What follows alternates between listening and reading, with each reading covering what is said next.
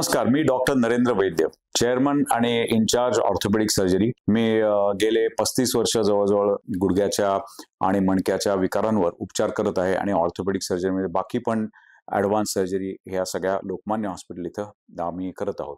हाडांच्या समस्या हा मनुष्य जातीचाच ओव्हरऑल खूप जास्त मोठा प्रॉब्लेम झालेला आहे. WHO स्टॅटिस्टिक्स प्रमाणे आपण बघितलं तर 60 ते 70% लोकांना आयुष्याच्या कुठल्या ना कुठल्या टप्प्यात गुडघे, खुबे, मणके यांचा विकार होत असतो. असं म्हणलं जातं की movement is life, life is movement. जर आपली हालचाल बंद झाली आणि आपल्याला सांगितलं की जरी 200 वर्ष जगा, तरी सुद्धा कुठल्याही माणसाला ते आवडणार नाही. कारण आपण जेव्हा क्रिपल्ड होतो, ज्या वेळेला आपलं अपंगत्व येतं आणि चालणं आपलं बंद होतं आणि दुसऱ्यावर आपण अवलंबून जातो. 4 पावलेही बाथरूमपर्यंत जायला प्रॉब्लेम येतो आणि त्यामध्ये आपल्याला ही कुठलीही सिच्युएशन कोणालाच आवडत नसते. सगळ्यात महत्त्वाचं आपण बघितलं तर प्रिव्हेन्शन.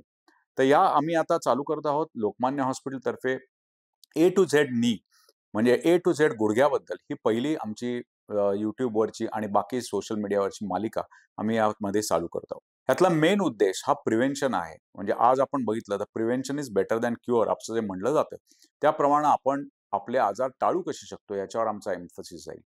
त्याचबरोबर वेगवेगळ्या अत्याधुनिक उपचार पद्धती जनमानसात पसरवणे आणि त्यांना त्याच्याबद्दलची माहिती देणे हा सुद्धा या सिरीजचा एक महत्त्वाचा उद्देश आहे. तर आज चालू करूया आणि बघूया गुडघ्याचे विकार आणि गुडघ्याच्या विकारांमध्ये आपल्याला काय काय उपचार आहेत याबद्दल माहिती. पहिल्यांदा आज आपण बघणार आहे ते म्हणजे आपला नॉर्मल गुडघा. असं बघितलं जातं की जवळजवळ येणारा पेशंट गुडघ्याचा प्रॉब्लेम डायग्नोज करण्यासाठी काही अवघड जात नाही, कारण त्याची चाल बदलते. बऱ्याच आज्या माझ्या ओपीडी मध्ये बसलेल्या असतात, त्या डोलत डोलत येतात. त्यामुळे अगदी लहान मूल सुद्धा सांगू शकतं, बस स्टॉपवर उभा असलेल्या माणसाला सुद्धा सांगू शकतो आपण की गुडघ्याचा ह्याला काहीतरी प्रॉब्लेम आहे. तर गुडघ्याची रचना अशी साधारणतः असते, ते मी आपल्या मॉडेलवर सर्वसामान्यांना कळेल याप्रमाणे ते आपल्याला डेमॉन्स्ट्रेट करणार आहे. तर हे मॉडेल आहे ते आपल्या गुडघ्याच्या सांध्याचं आहे. गुडघ्याचा सांधा हा सायनोवियल टाईप या पद्धतीच्या सांध्यांच्या वर्गीकरणामध्ये बसला जातो. वेगवेगळे सांधे बॉडीमध्ये असतात की ज्यात हालचाल होते आणि ज्यात हालचाल होत नाही असे सांधे असतात, की जे पूर्णपणे लिगामेंटने पूर्णपणे टाईट असे बसलेले असतात, की ज्यात आपल्याला हालचाली नसतात. जसं आपल्या कमरेच्या बाजूचं पेल्विसचे काही सांधे, उदाहरणार्थ सॅक्रोलियाक सांधे. परंतु गुडघ्याचा सांधा हा त्याचा एक दुसरा प्रकार आहे. तर ह्याच्यामध्ये 3 हाडं आपल्या गुडघ्याच्या सांध्यामध्ये भाग घेत असतात. सगळ्यात समोर असतं हे आपल्या मराठीमध्ये आपण म्हणतो की गुडघ्याची वाटी म्हणजे पटेला हे बोन. हा पटेला बोन हा एक सेसमॉइड बोन म्हणजे आपल्या स्नायूमध्ये डेव्हलप होणारे बोन असं समज, असं त्याचं क्लासिफिकेशन होतं. म्हणजे हा वरचा मांडीचा स्नायू, खालचा नडगीचा वरच्या भागाचा स्नायू आणि याच्यामध्ये ही वाटी किंवा पटेला हे आपलं हाड असतं, की जे आपल्या फिमर किंवा या मांडीच्या हाडापासून थाय बोन मध्ये ते मागं पुढं हलत असतं. गुडघ्यातील दुसरा जो हाड असतं ते म्हणजे फिमर, म्हणजे हे थाय बोन आपलं. त्याचा खालचा भाग हा गुडघ्याच्या सांध्यामध्ये भाग घेतो आणि वरचा भाग खुब्याच्या सांध्यामध्ये भाग घेत असतो. तिसरं हाड जे असतं ते टिबिया, म्हणजे हे खालचं हाड, नडगीचं हाड, की जे वरच्या बाजूला आपल्याला गुडघ्यामध्ये सहभाग घेत असतं.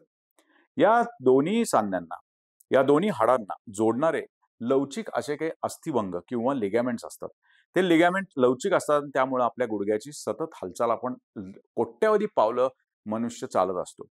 आणि त्यामध्ये ही एक अत्यंत सुपर्ब अशी एक रचना परमेश्वराने करून दिलेली आहे. या दोन्ही हाडांना जोडणारी 4 लिगामेंट असतात.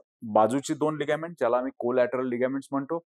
गुडघ्याच्या आतमधलं लिगामेंट म्हणजे हे एसीएल लिगामेंट असतं आणि गुडघ्याच्या पाठीमागच्या भागात जे असतं त्याला पीसीएल असं म्हणलं जातं. त्यामुळे गुडघा अत्यंत लवचिक म्हणजे बिजागरी टाईपचा सांधा असतो आणि तो पूर्णपणे आपल्याला आयुष्यभर तो वापरता येऊ शकतो. गुडघ्याच्या आतमध्ये बघितलं तर कार्टिलेज किंवा मेनिस्कस हा भाग असतो. कार्टिलेज म्हणजे ही खुर्च्या, हे निळं जे दिसतंय याच्यात ती एक स्मूथ लाइनिंग असतं. दुसऱ्या मॉडेल बघितलं तर ते या प्रकारे अगदी गुळगुळीत, तुकतुकीत आणि टणक असं असतं, की जे आपल्याला इझिली मूव्हमेंट करण्याला मदत करतं. खालच्या बाजूला जर बघितलं तर ही गादीसारखी असते, ज्याला मेनिस्कस म्हणलं जातं. ह्या 2 मेनिस्कस असतात की जे शॉक ॲब्झॉर्बरचं काम करतात आणि त्यामुळं एका हाडाचा दणका दुसऱ्या हाडाला लागत नाही आणि आपली अव्याहतपणे हालचाल गुडघ्याची चालू असते. तर हा झाली पूर्णपणे गुडघ्याची रचना. यामध्ये हे सगळा जो सांधा आहे तो सायनोवियम किंवा एक गुडघ्याला पातळ अस्तर असतं, ज्यातनं लुब्रिकंट फ्लुइड हे गुडघ्यामध्ये कंटिन्युअस सिक्रीट केलं जातं, जे साधारणतः 2 ते 3 मिलीलिटर किंवा सीसी एवढं गुडघ्यामध्ये असतं. ते एक उत्तम प्रकारचं वंगण असतं. आपलं वय वाढायला लागतं तसं हा गुडघा हा कुरकुरायला लागतो आणि आपण बघितलं तर तो गुडघा आहे त्याच्यातली झीज व्हायला लागते.